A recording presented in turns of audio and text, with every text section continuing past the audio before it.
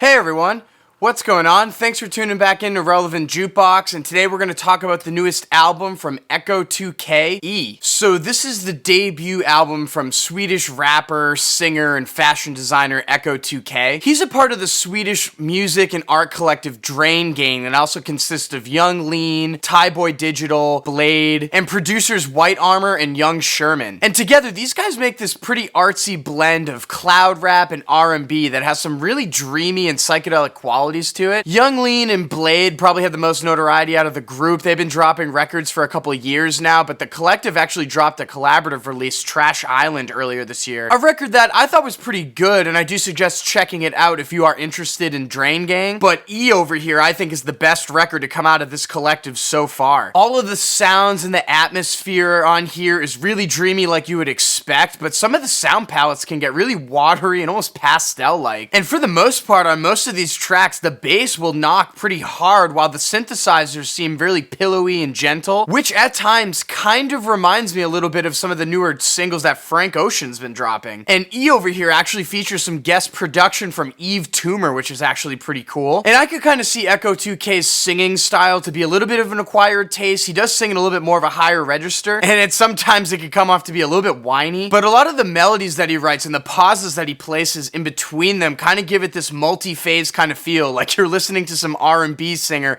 that's got like 3 faces or something and it's like shifting in front of you. I mean, I think it's definitely unique and adds to the more abstract nature of this release. And I mean, the start of this record is kind of an interesting one with the track AAA Powerline. It definitely gives you a good idea of what you're getting yourself into for the rest of this album. And you'll notice when putting this track on, it is pretty repetitive, but I think the melody on here is super catchy. For some reason, it clicks with me. And I'm just happy that Ecco2k was like bold enough to stick with this and kind of repeat it, because if it does click with you, it brings this like psychedelic nature to the track, and I can't get that melody out of my head. The track Calcium in the middle of this record might be my favorite on the whole album though. I'm loving the very like subdued tension that comes off of this instrumental, and this almost like repeated structure in the chorus I think works again and makes it really catchy. And you know, towards the back half of this album, I'm really digging on the last 4 tracks in particular, starting off with the track Don't Ask. I mean, the instrumental on this one kind of sounds like it would come off of Dream Catalog with its really like watery sound and like vast atmosphere. And the track Time has a pretty nice bump to it with a really good looping melody once again. And it's probably the most aggressive cut on this album, if I could call any of this album like aggressive really. And the closing track, Blue Eyes, actually has one of Ecco's more standout vocal performances. The track has a pretty sour feeling to it, but I'm loving the really vibrant synthesizers that cut through. And Ecco's actually like screaming his brains out at some of the parts in this track. So I mean, overall, I'm really liking this album quite a bit. And yeah, even though some of these tracks can kind of feel like they're half-baked, like the cuts CC or Fruit Bleed Juice, and even some of the cuts that I really like towards the back half of the album still kind of feel unfinished. But there's a lot else going on here on this album that kind of makes up for it for me and grabs me. I mean, specifically the dreamy production style and a lot of the unique melodies that he writes. And I guess I kind of do wish he would take this sound a little bit more off the deep end and kind of highlight some of that more aggressive shades of the record, like towards the back half of it. But I mean, who knows? Maybe he'll explore that on a follow-up to this album here. I really do think this guy's a pretty bright future ahead of him. And with that being said, I'm feeling an 8.5 over here on E. So yeah, I scoured the internet once again for a vinyl or anything of this record, and there's no physical releases just yet, so only digital. And as always, thank you for watching. Let me know what you guys thought about this Ecco2k release down in the comments below. And if you want more content from me, make sure to hit that subscribe button. Peace.